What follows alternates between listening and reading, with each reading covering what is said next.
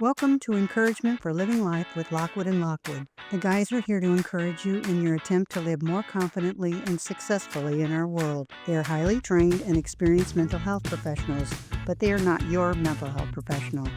They are sharing encouragement through information and discussion. People are complex. Just because an idea helps one person doesn't mean it will help someone else. You need to consult with your own professional who will hopefully know what is best for you in your situation. Now, it's time for Lockwood and Lockwood. We're going to talk about purpose. How does purpose help mental health? And that's not something most people probably think about, and I was coming up with all kinds of ideas, but I thought, well, this would really be interesting. And then one of my clients is actually some consulting work I do. Okay. I brought up Viktor Frankl. Yeah, we'll probably come back to that name because I think he's real important in that. But Sure. but what do you think, son? Well, first let's start with what is purpose? What is purpose for people? I mean, that's a quasi-philosophical conversation, less of a clinical conversation. But Yeah. if I were to be if I were to be practical about it for the sake of what we're here to do, I think the way that I talk about this with people as a consultant, but also on the rare occasion I do clinical work, I would say the focus for purpose is whatever provides a sense of meaning in life that's enduring specific. So there's temporary meaning, right? We do temporary things to achieve a sense of meaning, like, we talk to a friend on the phone and it was a good conversation or whatever. And that's temporary, it's transitory. It changes and people's moods change. And so that is not really what I would call purpose. So for me, enduring meaning that lasts and it's durable, right, is about not only your values, but also how you've chosen to dedicate your time in a way that is in accordance with your values, right? So the people that I talk to about this, especially in a consulting role, I do a lot of personality psychology. And so just an example I can give you, someone that I've talked to for a few years who's like a big investment person who's moving up the corporate ladder because of our very simple, practical counseling conversations is she's extremely neurotic by personality, by temperament. She's also extremely smart and she also values doing things correctly and doing things the best possible way. She's a little excessively perfectionistic, as you might imagine. And so one of her values is excellence, right? Not everyone has that value in life. Some people couldn't care less about excellence because they're artists and they just want to do a bunch of stuff and figure it out, right? So creatives who score very high on trait openness don't always value excellence. That might not be in the realm, right? Some artists do too. But some artists do too. Some artists are extremely perfectionistic, right? So Yeah. But what I'm trying to get across is, to me, the intersection of how you're built, your personality, with your values, with how those two things align with your behavior or not, will determine your purpose. Because your values are what dictate typically what's meaningful to you, right? And so if you really value excellence, if you truly value excellence, or you truly value honesty, or whatever the value, it doesn't matter. It could be a religious or a non-religious value. It could be a philosophical value. It doesn't matter where it comes from. It could just be something you learned as a kid. I don't really care, honestly. Whatever your values are and however you're built, that combination of those two things, plus how your behavior matches it, is what's going to determine your purpose in life. And so if you're very narcissistic and you care about excellence, then you should be doing big shit all the time. And you should be trying very hard to do it amazingly. And if you're not, if you're a very introverted person, but also you care about excellence, then you don't need to be getting a lot of attention for the things that you do. Right. You should be doing behind the scenes things excellently, right? So your purpose to me is a combination of your values and your personality. And however you meld those two things across different situations will dictate your purpose. And if your behavior is not in alignment with your values and your personality, then you will be miserable and you will have existential dread and meaninglessness and self-hatred and self-sabotage and all these things. I don't know if that works for you. Yes, that's well, actually, yeah, I didn't really think that through the way you obviously thought that through. Yeah, but there's a I'm really gonna take this in a place that I think is really important in our culture today. And I think you're right Okay. on with purpose, and that's it. A lot of people in our culture today think the purpose of living is to be happy. Mm, Okay, so you get where I'm going, right? yeah. I think that's a bunch of crap. Yeah. I think they've been sold a bill of goods. I think right living can lead to happy. Now, today, like I'm happy to be doing this with you. That makes Yeah. me feel happy. I'm going to Yeah. be happy later. Get late. I'm going to be happy. I'm going to be happy later because on Thursdays, my wonderful wife gets me a bundt cake. It's kind of a treat for a long week of work for me. You know, to have a bundt cake. We have the store we go to. They're really wonderful. So I have a bundt cake and a good meal, a healthy meal. But that makes me happy. But that's not my purpose for living. That is not. My purpose is not to be happy. And Sure. if people pursue happiness, I believe they end up empty Sure. because I don't believe that's the kind of purpose that fills up a person. So they get tired of pursuing happiness. They find that it lacks. So influencers, as an example, go through this, I think, a lot. They get, Mm, well, I want to get attention, earn some money from it, all that kind of stuff. But trying to maintain this position of, yeah, these things are all this new outfit, this new meal, this new car, this new way of thinking about life, this new exercise, this new whatever, to be happy is, I believe, a dead end and creates despair and despondency in people, which is yeah. related to mental health. Yeah. That people don't have a true purpose, then Yeah. they're not going to have a life that has meaning. And if they don't have meaning, they will feel more empty than people that have a real purpose in their life. Sure. What do you think? Yeah, I agree. I think you and I are saying somewhat similar things. I think Mhm. your focus is on people who are focused on how they feel. Yes. And I think there's so many problems with that from a technical perspective because our feelings are lies, right? Our feelings, they're often not accurate, or our feelings are, they're not designed to tell us the truth. They're designed to just push us and motivate us.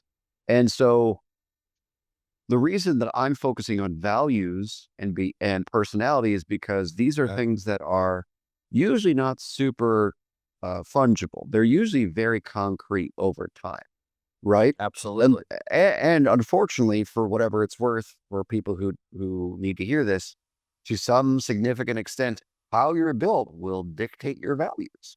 So if you score very high on trait conscientiousness, like the two of us do, you're going to care about so-called values like integrity and doing the right thing, right? And so people that don't score very high on that, it's not because in many cases, not because their parents suck. It's because they might be built differently. Believe it or not, there are people who are more chaotic on the planet, and that's not something that you can always just mitigate with parents, right? Chaotic, casual. Yeah, casual. And like to some degree, like if you have a limited vocabulary and it's just because you're not good with words, you're never going to sound fancy. And it's that simple. And so, Why aren't they trying to sound fancy is kind of a dead end too, but that go in that other category. But it's not well, about it's about substance, not fancy. but some people are substantively cerebral. Like that's just how they're built. I know a couple of people in the math Yeah. and engineering world who are just that way. And so, what I'm saying is, you need to understand that how you feel is a byproduct of what you do 9 times out of 10.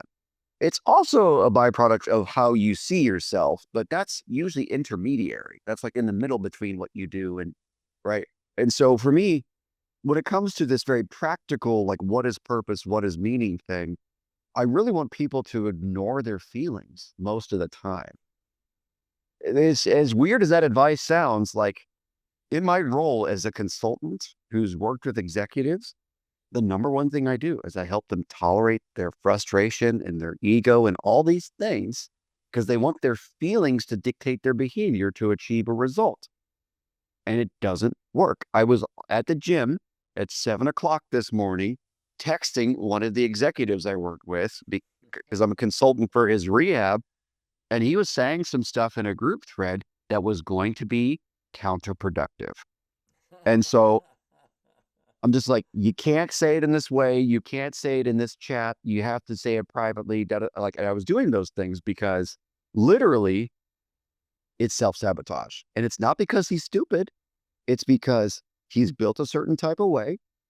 And he believes that because how he felt, this is the best way to handle the problem. But the truth is, his personality was getting in the way of making the decision that would be more efficient long term. Right. And he'll feel better about himself. He'll feel like he has more agency if he chooses to communicate just a little differently. Right. Well, right. And I don't want to go down that trail because that's a rabbit hole too of why we choose to communicate a certain way versus not communicate a more effective way, and I joke about assertive training, but I won't get into that here. Yeah. But yeah, but the search for meaning, Viktor Frankl, which was rightly brought up by a client of mine, Sure. in consulting, and the people that survived the concentration camps the best did two things that I can remember. I haven't read his book for about long, long time. Yeah. They knew one area that the Nazis could not control: what they thought. Right. They could not control what they thought. They could control what they ate, whether they had enough clothes, enough heat or coolness, whether they were tortured, not tortured. They could control a lot of darn stuff, the Nazis could, but they could not control what went on between their ears. And the people that did best knew that, and so they could choose to think the way they wanted to think. And they could, in that, they could choose to think things that gave them meaning to life, even in the worst situation in the world that a human being could go through. Yeah. So I think it's really important to know that meaning is inside you. It is sure it's based on your personality, your makeup. You and I are built for service, for good reasons, I think. And, what I'm saying, and I would tell people my purpose is to be of service to people. Now, can you do that if you don't know how to take care of yourself? Yeah and no. In my line of work, you better take care of yourself. People wonder why I don't get burned out. I finally got burned out after 40 some years because I got tired of hearing about cases that I could do nothing to help. That was supervising that outpatient program. And I then retired from being their clinical supervisor, and which was reviving to me, to do that. Because I heard case after case of kids that are similar to the people I treat and could not get that kind of help. And very discouraging to go over those cases time for 4 hours a week and not be able to intervene and do a lot to help them other than some practical things we talked about, the more practical stuff that at least maybe stabilizes them and gives them a chance at recovery from addiction, or abuse, whatever the case may be in those kids' cases, and stuff. But that's a clear purpose. I'm not here to be happy. We say in AA, happiness is a byproduct of right living. When you're doing what you believe you're led to be doing, and obviously if you're meant to do it, you're doing it well, at least adequately, if not well or excellently, as the case may be with you and I. And then you're going to find that you're living to purpose, and that helps sustain a person. It really does. So if you have any other kind of diagnosis, you're going to be better off than people that don't have a sense of purpose in their life. But again, you can feel so bad that you begin to not be able to fulfill your purpose too. I don't want to minimize that. That obviously is a true fact. But I think purpose is, and really a lot of this podcast, guys, is to say that screw happiness as the goal. It really is what I brought this up for. And, because the pursuit of happiness is so freaking empty. It's like pursuit of constant sex, constant highs, constant the gambling, whatever you want. I see it from the extreme over there, of course, but I see that it just none of it fulfills a person. They just get you high, but you're not fulfilled. Joy is fulfilling. Feeling happy is not really real fulfilling. It's not a really good meal. But joy is touching, and boy, this time of the year, I love Christmas. I think you might know that, and true meaning of Christmas, obviously, in my case, being a Christian, but I get teary a lot this time of the year because I see people being generous to other people, being an encouragement to other people, and that touches my heart. And that's really meaningful to me. I have a friend whose wife just went through a minor surgery, but a surgery, no surgery is completely minor, of course, but she was awake during the surgery. And, I said to your mom, I said, hey, how about we just get him some food?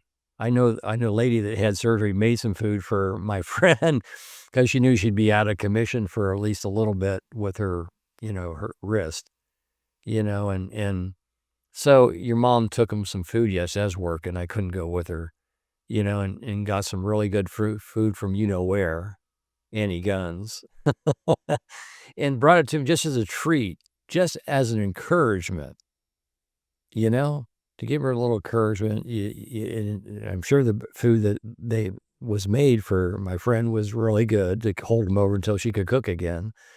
But give her a break and him a little extra treat and give her a treat too. Now, we didn't expect to get a tin of cookies given back to us for that, but that was a little treat for us too. But I think things like that give true meaning and purpose for people. But again, it's hard to do those things well if you don't feel good. So I don't want to minimize that at all with people. But when you do have purpose, it gives you a sense that there's a reason to be here. When all the stuff around you you can't control Mm, is going on, political parties fighting, you know, yeah. people afraid about all kinds of things like COVID when it came up and all that kind of stuff. Yeah. When you have a purpose in life, it really does help sustain you. Now, is it the most important thing? No, but I did want to address this thing about everybody pursuing happiness, and particularly the younger generations, which I believe is a definite dead end. So, so, boy, what to say about this? I think there's there's a lot to say because, like, it sounds so simple, and we're not the first podcast to talk about this, especially in the last decade. A lot of famous people have, like Joe Rogan and Jordan Peterson. All these people have. So we're not. Yeah, we're Right. we're existentially late to the party on this particular topic. But what I would say, We just started the podcast. yeah, no, to be fair, but I mean, just like what I think we can add of value that's different than these other famous people that have talked about it in all sincerity Okay. is that there's a balance. So what you just said, right, is a balance. So a lot of these people, especially on the right wing side of things, kind of have this like absurd, uh, almost like a parody stoic thing, which is like just do whatever is right and be miserable, and that's what purpose is. And like that's crap. That's also crap because there's no culture that has existed as long as humans on this planet where misery is the binding force. That's not what happens. If you look at most of the very successful pre-industrial cultures, like tribal cultures that still exist on this planet today, like Hadza, for instance, they have a lot of fun. They also do a lot of insane things that us industrialized people would never do, like run around and hunt with no tools except for very minimal tools. But they also mess around and joke around, and they do have a lot of sex, and they do a lot of different things, by the way. And so, to be fair to this balance perspective, this more like clinical adult Right. perspective, it's like you could do a lot of things to have fun. I think fun is crucial for mental health, but fun is not Right. synonymous with happy necessarily. Fun can make you happy, but fun can also be pathological coping, is kind of what you're saying. And so Sure. And so I would just like to plant the flag that there's a balance to purpose, which is if you're only focused on this overly stoic bullshit, in my opinion, which is, hyper focus all day like a monk in a monastery about all the principal things you should be doing. I think that that's great for the people that actually want to live in a monastery. And if you really want to live that life and that's how you see, and if that's because that's what those people do. Those people live like Instagram stoic life thing. But the truth of the matter is, most of us regular people are regular people, which means we're not going to go live in an ashram somewhere and live the monastic life. We're going to live a pretty ordinary life, which is we want to have some fun. We want to be happy. We want to do the right thing for us based upon our values. And and it's finding that balance of letting all of it exist simultaneously. And I think when you live in enough balance, you'll be happier. I think that is the natural consequence. Now, I think what you're saying is younger generations might be more focused on how they feel, which is unfortunate. It is really unfortunate because the truth of the matter is, like I said earlier, feelings are fictions. Your brain has evolved to motivate you. Feelings are not the truth about what's happening, what has happened, or what will happen.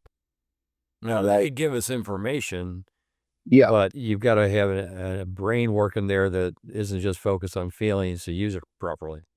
Right. So feelings in context might be very valuable, but feelings out of context, like I'm super anxious, I don't know what to do with myself, that's a very useless and pathetic way of living because that doesn't actually get you anywhere. That just makes you feel better temporary. It makes you get rid of the anxiety, essentially, which is not meaningful. And so, if you really do want more meaning in life, your job is not necessarily to let your feelings run the show. Your job is to have a perspective on your feelings. Correct. And now, where does that perspective come from? It should be, in my opinion, at least, it should be informed by your values. It should be informed by your personality. It should be informed by three things at all times. Your feelings should always be informed by three things at all times. It should be informed by your feelings or your values, excuse me, your personality, how you're built, and your context. What is the backdrop? What's happening right now? What's the bigger picture of your circumstance? And I think you'll have a lot of purpose in life if you could just do this simple thing, which is every time you have a bigger reaction, how am I built? What are my values? What's going on in my life right now?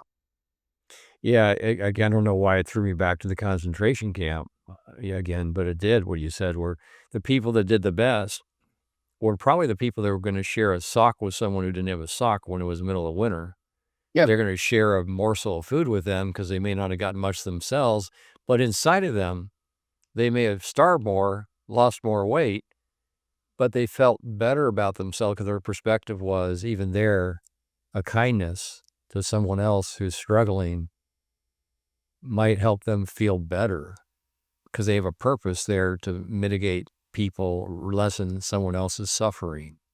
Yeah. And they're going to feel a lot better than the person who's just laying there suffering but doesn't have that perspective that you just talked about, and they're just going to want to hoard their food because they're so afraid of not having enough and dying from a malnutrition, which a lot of prisoners in concentration camps did do. Yeah. So perspective is a whole important issue with all kinds of things, Yeah. mental health in general, but Yeah. for having purpose that what I do has great value and meaning. And by the way, you can be a guy that gets, I love this guy that takes our trash. He's a really good guy. He has a purpose that I think is Yeah. extremely important. What would any neighborhood be like without trash pickup?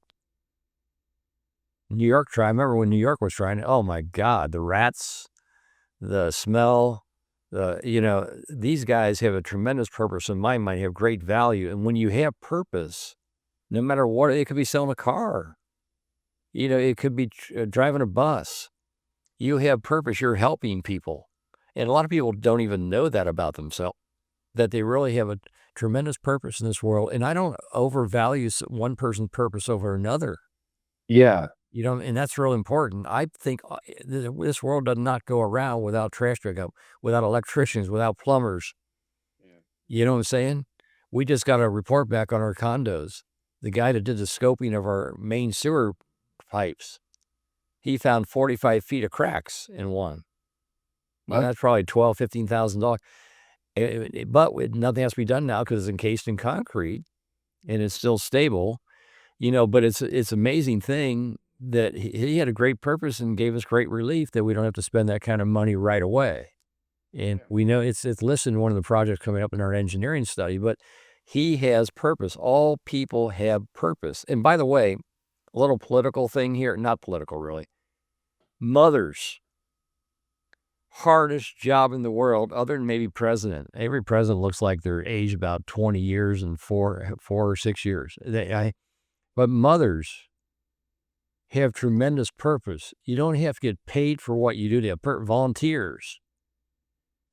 We went to get some pre-testing on my surgery. We weren't in the right place at the hospital because I thought your mom was wrong. Well, it changed. They recently changed it, so I had different information than she had. Mine was wrong. So this guy that we don't know, volunteer, happened to be there. We were looking for the right door to go into to get all this pre-testing for my surgery. Yeah. He took us from one end of the hospital to the other, to the door of the place we should be. He knew where it was, and it was a fairly new office. Yeah. Kind as can be, chatting us up as we went. He has he's retired. He doesn't need money. He's not getting money for it. What a wonderful purpose. And I think he knew it because he came across as a very caring and alive person. It's like a little proof that you can have purpose no matter how old you are. Do you know that you really get good at what you do around 60? Your most productive years executive-wise can be from 60 to 70. That's a recent study that came out.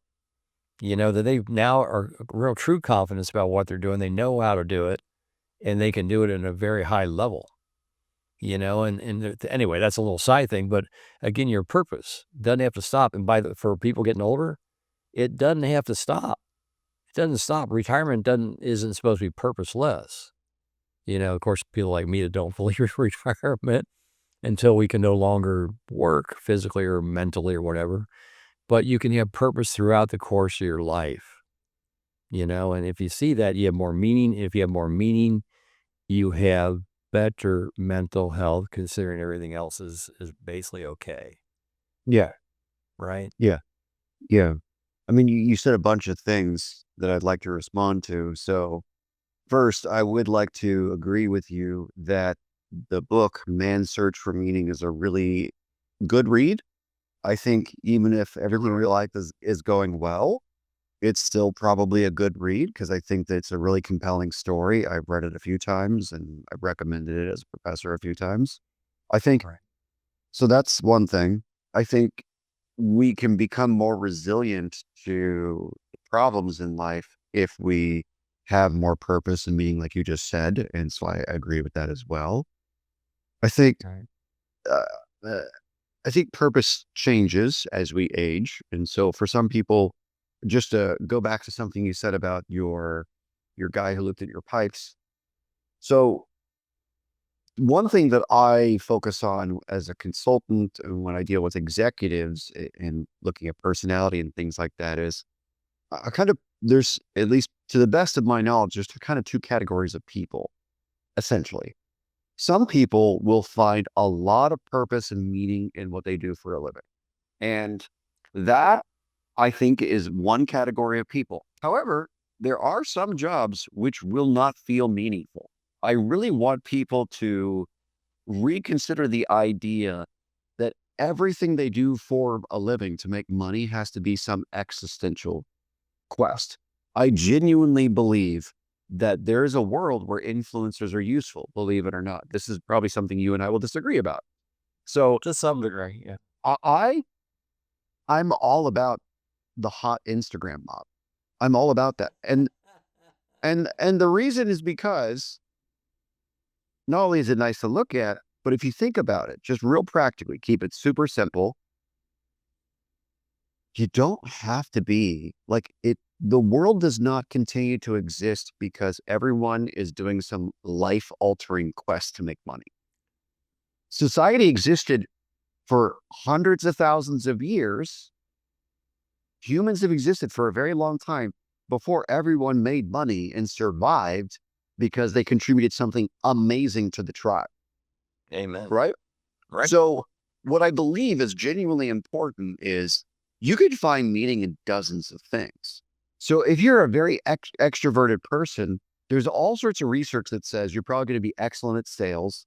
You're probably going to be excellent as an executive or something like that. Now, some sales jobs are completely meaningless. Somebody I know sells Rolexes for a living, and like there's zero existential meaning to selling a a 500% markup watch. Rolexes cost probably a couple grand to make, and they're excellent watches. They're extremely well made. They're amazing. Yeah. Right. I love how they're built. I like the technology of it and how they're built. But selling a $5,000 watch for 40 grand because that's what the market will pay for it has zero existential meaning to it. Well, he doesn't get his meaning from hawking watches. He gets his meaning from being a husband and hanging out with his kids. And so, like, I don't want this conversation to come off like, in order for you to be mentally healthy and have purpose, you have to be contributing to the world in some deep and profound way. That's not true. Well, no, let me interrupt you here a sec. I think even selling the watch has purpose. You're pleasing somebody, you're helping someone find something that pleases them or someone else. That's not insignificant either. I know it's not on the scale of replacing somebody's heart or Yeah. knee, as a, Yeah. or something like that. But it's still, I believe it still is a service to people. I'm not saying it's not a service. I'm just saying, like, I don't want us to come off like the rest of these podcasts where it's like, unless you're doing a bunch of meaningful things all the time, you're going to be miserable, which is crap. Like, you can do superficial things. You can have superficial tastes and interests. You can watch fluff. You can enjoy food that's terrible for you from time to time. Like, you can do all these things. I don't want anyone to limit the range of experiences they can have just because they feel like their life isn't meaningful enough. Like, maybe you'll find more meaning in your family. Maybe you'll find more meaning in your pets. Maybe you'll find more meaning in your job. Maybe you can find more meaning once you figure out how to align your behavior with your values and your personality. I think if you start there, it won't matter what you do for work. No, I remember a guy that I knew in recovery that worked for General Motors. Yeah. Some people work for, they can do the job in their sleep, and their meaning, some of them have real meaning by doing their job. Some just, it's a nice, really nice paycheck with nice benefits, and they find their meaning other places, their family, their church, or whatever it might be. That's what I'm saying. But this guy found it so meaningless to him, he gave up a career that made 100 grand a year, became a nurse, and became a surgical nurse, Right. because that had more meaning to him. Sure. So it can be all kinds of options for people to find meaning in life. But I think one of the things we're saying to people is don't undervalue your meaning, what you're doing. You're being of service some way. When you're working, technically when you're volunteering, when you're raising children, running a household, which again, I believe is the hardest job in the world, you know, with, I told your mom recently, I said, I'm going to double her pay. She's doing so much for me. Well, what's her pay? She ain't could pay. I mean, she does in some ways, but you know what I'm saying? But I'm just was acknowledging her, that she helps keep the household going in a big freaking way, and so I think all people have meaning if they can see it, if they can see it, and I just want to say a word here towards are we about the end here, you think? Wrapping this up, yeah, I mean, we can always go on. The two of us can always talk about stuff on an ongoing basis. We drive my wife crazy when we get together when Patrick's there with with his mom and me, because we're off talking about work, and she's like, okay, we talk about something else." You know what I'm saying? But people, I believe all people have meaning, and I believe if you know it, if it's acknowledged, then you will feel better, unless you really feel bad for some really heavy reasons that you feel bad. Sure. So look for your meaning, look for your purpose, that you have a purpose in this world, and don't make it happiness chronically. Now, don't. It's a dead end. You'll feel empty. You'll feel worse. And people that pursue that to an extreme, yeah, usually feel worse. That's just like high. It's like drugs, gambling, sex. It's a high, but it's something better than sex even. True closeness and feeling loved and valued. Sex is great, but look for the things that really bring true meaning and true joy to your life, I would say. I don't know. I have to disagree a little bit at least because I I appreciate what you're saying because I know people need to hear it. No, I know what you're saying. I know exactly what you're saying, and I know why you're saying it too, and I don't have a problem with it. What I have a problem with is this idea that there is an ideal, and I don't think that's true. I think that until you account for the fact that people are built literally differently, going back to the artist I mentioned, like No. some people literally do not understand that closeness thing you're talking about. And there's no amount of therapy that will change the fact that you're built differently. That's true. If your IQ is 50, your IQ is 50, you know? So there are some differences in people that I think are worth like, for instance, we all know someone with Down syndrome. And these are the happiest people on the planet. That's And true. most people with Down syndrome also have some relative cognitive deficiencies. Maybe Of it's course. working memory or processing speed. And so a lot of them do not have super deep relationships. They don't have that deep, profound closeness thing you're talking about psychodynamically, honestly. And they're the happiest people on the planet, right? And so what I'm saying is there are personality variations beyond this very like stereotypical thing you've got going on that I want people to understand that Yep. you don't have to always live according to some particular ideal.